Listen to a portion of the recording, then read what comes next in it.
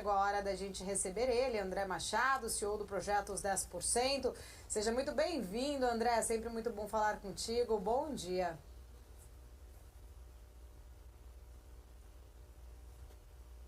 Não estou Desculpa ouvindo, aí. André. Não sei se... Oi, Agora sim. oi. Bom Agora estou dia, te bom ouvindo, dia. não, André?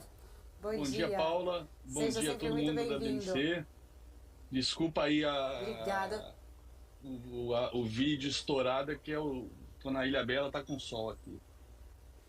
Ô André, tenha certeza que tá todo mundo aqui morrendo até de inveja desse teu cenário aí por atrás, né? Trazendo aí até luz aqui pra gente.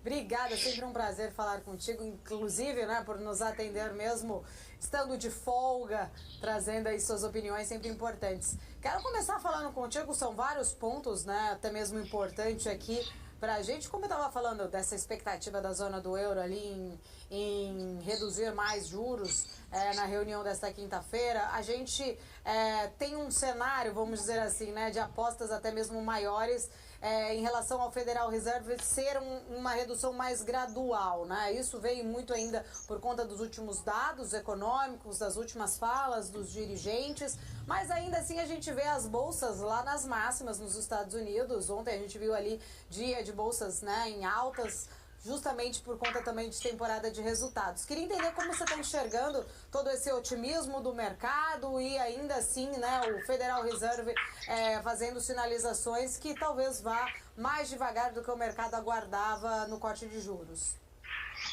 Olha, o último payroll foi realmente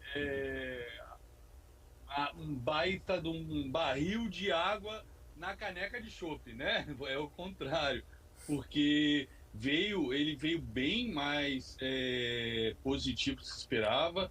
Ele veio também com a questão aí mudando para fazer uma revisão para cima dos últimos dois payrolls, né?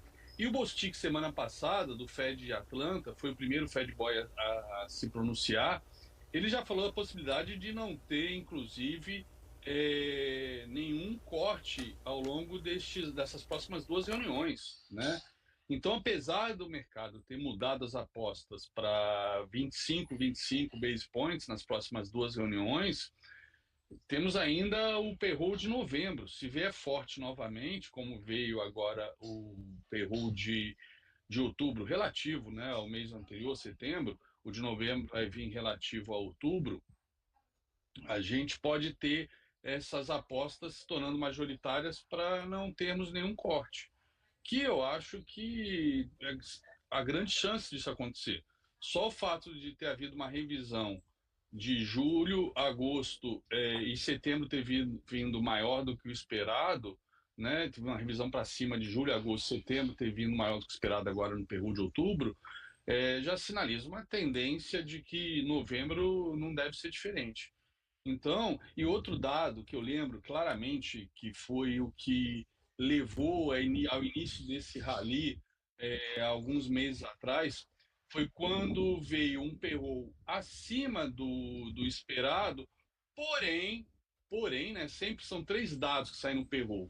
É o dado de vagas criadas, que é o mais importante, depois, né, segundos depois, né, na sequência, vem os dados de desemprego percentual e depois os dados de aumento salarial médio, né?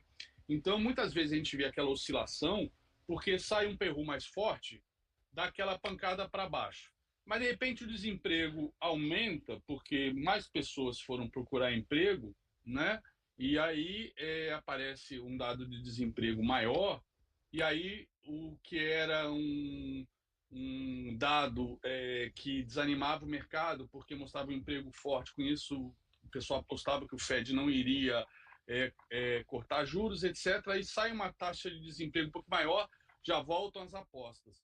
Então, eu queria chamar a atenção que nos dados do último payroll, a gente veio de 4,3 para 4,1, ou seja, e eu lembro que alguns meses atrás, quando a gente estava trabalhando justamente com 4,1 de desemprego e se esperava 4,2, teve um payroll que pulou para 4,3.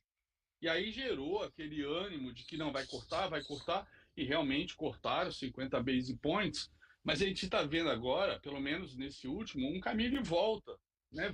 Reduziu a taxa de desemprego.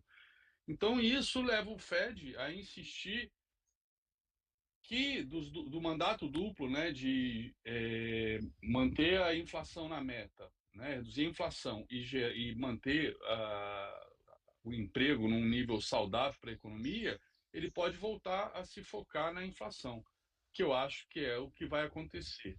Lembrando que a gente ainda tem uma espada de Damocles na cabeça do mercado global, né, principalmente dos bancos centrais, que é essa retaliação de Israel, que a cada 24 horas, né, muda o noticiário dizendo vai atacar as refinarias de petróleo, não vai atacar as refinarias de petróleo, vai atacar as refinarias de petróleo, não vai atacar.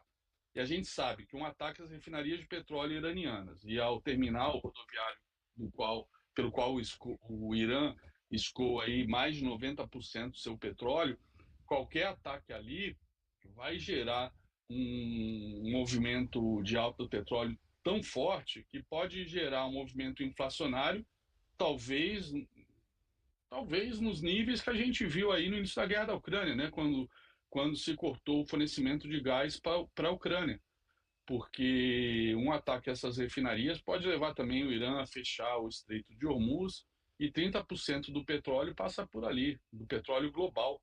Então imagina né, o petróleo da Arábia Saudita sendo impedido de escoar por um fechamento do Estreito de Hormuz, o petróleo iraniano, né, que fornece praticamente, né, quase que com exclusividade para a China. Imagina isso, o preço do petróleo para onde vai. Então, eu acho que ainda é muito cedo para acreditar nessas apostas do mercado de que não vamos ter, que vamos continuar cortando, ou seja, vai ter agora um gradualismo desses cortes, vai se reduzir o pace, mas né, vamos cortar mais 0,5% ao longo das próximas duas reuniões, né, 25 base points. Eu acho que tem muita água para rolar até essa reunião de novembro, e a gente pode se frustrar, o mercado pode se frustrar fortemente aí com essa expectativa de mais cortes, né?